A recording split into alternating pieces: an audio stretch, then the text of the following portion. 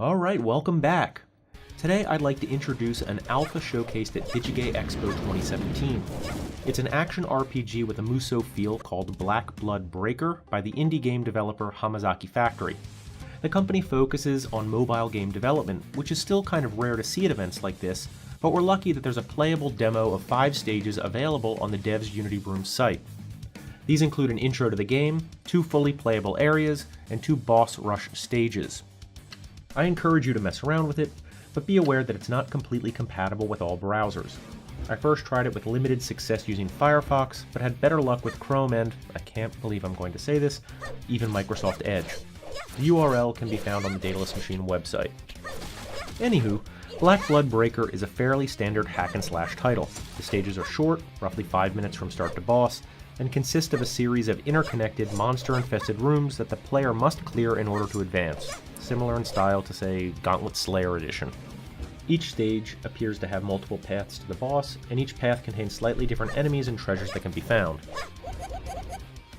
There are limited RPG elements to the game as well. In addition to a leveling system, the player can randomly find various weapons and armor in treasure chests or as rewards for stage completion. The weapons can be strengthened through items, and each type of weapon appears to be tied to a particular special attack. I found a dark element type weapon whose special both stuns enemies and heals the main character, a light type weapon whose special attacks surrounding enemies around the main character, and a third whose type I'm unclear on, but whose special provides a knockback effect. All skills can be charged to 3 levels, and it's fairly easy to tell when you've got a can of whoop-ass to unleash because the character is surrounded by a rather obvious and slightly annoying magic symbol.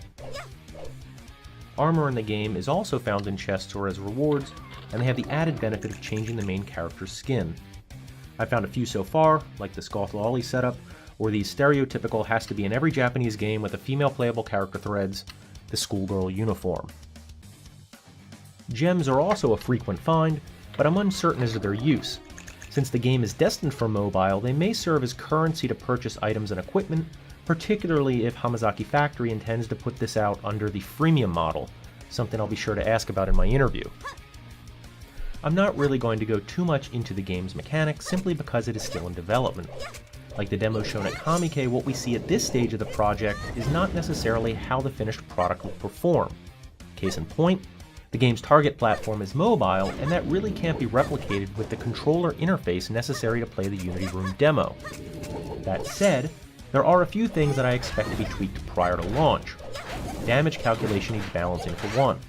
During the course of play, I only died once, and it was by a single attack even though I was at full health. On the other hand, I happened to do the same to a boss or two.